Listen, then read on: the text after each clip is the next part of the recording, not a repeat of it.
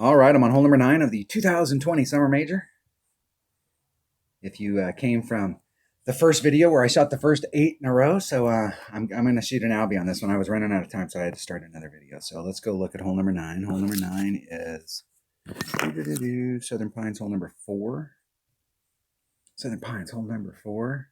See, if I quit talking and I just start playing more, I could probably be faster. All right.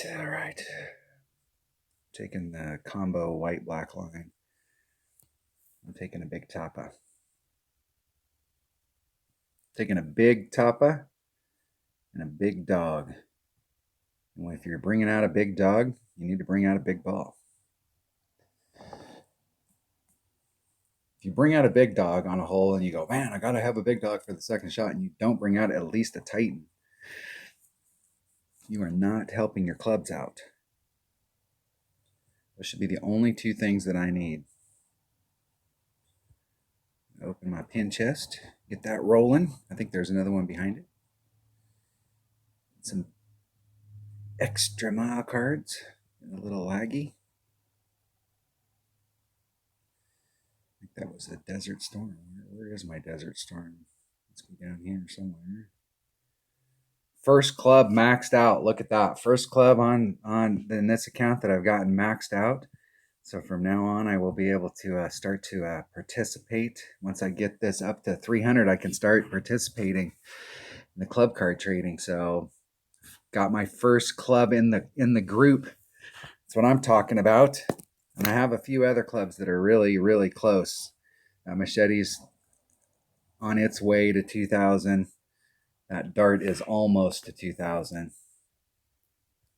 Got my runner about halfway there. Backbone's a couple hundred. Viper's 350. That Rocket's a little over 100. So I've got 3 or 4 more clubs that are just like right behind it. You get 5 or 6 clubs in there. You play for, if you played regularly for just a couple weeks, you can get your 300 and get into a rhythm on it. You have to play about 10, 12 times a day if you're playing Tour 3, Tour 4. You'd have to win about 10, 12 times a day to get your 300 every day. And then you're participating in the club card trading, and that's going to be huge because I still have a bunch of clubs here because I haven't played up. Now I've got the Sniper and some of these clubs from playing the Golden Shot, but like I have a diluted pool. My pool's not diluted, excuse me. So I'm not, there's 1, 2, 3, 4, 5, 6, 7, 8, 9, 10, 11, 12, 13 cards that I'm not going to have to contend with in the club card trading. So I'm going to have a better opportunity on the rares to get what I'm looking for on the rares. And it's going to really help to be able to dump stuff from one common into another common. I can dump 300 club cards into another common, and that's huge. Huge. Okay, let's make sure I got the right bag. And I got the right ball. And I'm ready to roll. That's why I ran a little long on the front video, because I was talking too much.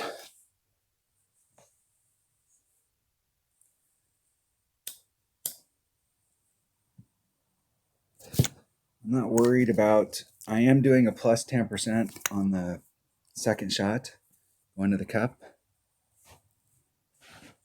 But on the drive, I'm using the wind, so it's not as big a factor.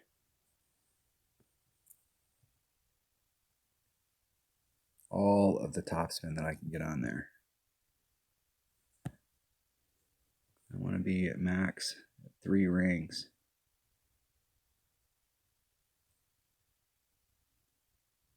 In that neighborhood, I'm going to take the wind out 2, 3.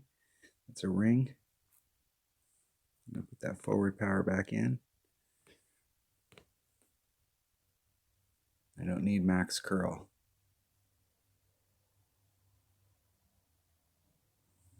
Hitting a 1 ring great to the left. I need to get out there as far past 400 yards as I can possibly get to give me the best opportunity on this second shot. Now it looks like it's like 415, somewhere in that neighborhood. 424. Fantastic.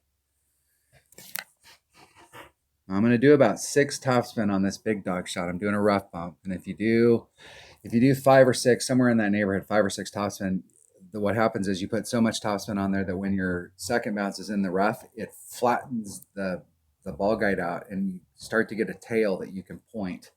The ball guide's lying its ass off to you, but you can see where you're coming out of the rough. So you can set the shot up so that you just do 2 or 3 topspin and you can be really close, but I want to get that tail, so I'm going to have to pull back a little bit in order for that tail to engage. And I want to be to the point where I can do that, where I'm not like right at the very, where I'm right at my red line. I want to be able to pull back a little bit so I have more control over the shot. And I'm actually going to go for Albie, but I'm not going to get stupid.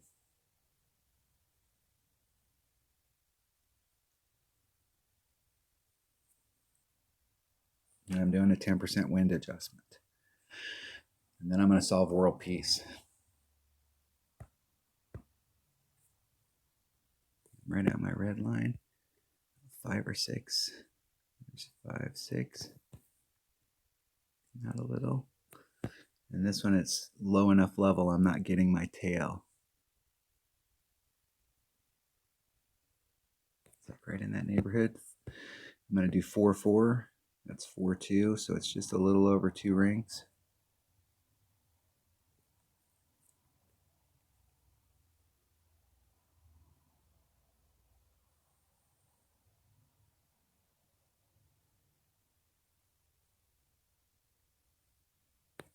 Hit 1 ring great to the right. Everything to the right is a danger zone, because on the second bounce, the farther you are to the right, the more you take the risk that you will miss the rough. You will miss the rough and actually clip the fairway, because it curls around, and so it gets shorter the farther you get to the right. There's that little area up in the corner where it came to a corner and then it rounded it out. You can catch that. Give myself a look at it.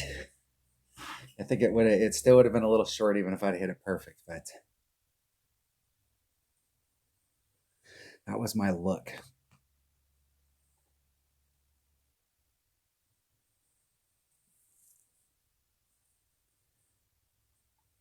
And that's the deal if you bring a sniper here, is you have to hit your ball far enough that you can get in front of that fairway or that rough that sticks out in the fairway right there. So the fact that you have to use max overpower on this is not that big of a detractor. I mean, as long as you can get in front of it, preferably without any overpower, you're better off. But as long as you can get in front of it, you've got a shot coming up to the cup.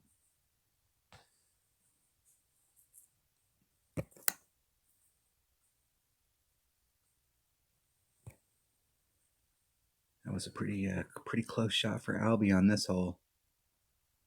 That was a near miss. It was a mile away, but it was still a near miss on this hole. Most people don't even get an Albie shot at it. So finishing up the front 9 at minus 12, that's the minimum score. And I'll tell you that while a lot of times you can poo-poo off the minimum score thing, and the whole deal is that in a tournament like this, it's important in every tournament, but in this tournament right here, it shows why it's so critical. Because just shooting the minimum score is going to get you, in most brackets, a top 10. Because most people are looking at a hole like that and thinking birdie instead of like bringing out the right stuff and having a game plan to get to it. And it can be huge. That way, anything that you can pick up on top of that, you are really talking about trying to get a banner. All right, that was hole number 9 of the 2020 Summer Major. Weekend round of the rookie division. Finished the front 9 with a minus 12. So I would like to have picked up a shot, but if you're at minimum score, and you can see right here, like we got just where I'm at right now. There's 1, 2, 3, 4, 5 people at minus 9 with minimum score. So like that, this is like picking up 1 extra shot. Just shooting that minimum score can do the deal. Let's see what these people shot in the opening round. 23, 11, 22, 12, 21, 11. So they're picking their game up a little bit. I'm picking my game up a little bit from where I was too. 23, 8. Just dinking around in the opening round. I hadn't practiced, so I was trying to figure out what clubs to use. All right, that was hole number 9. I will see you on the back 9. Thanks for watching.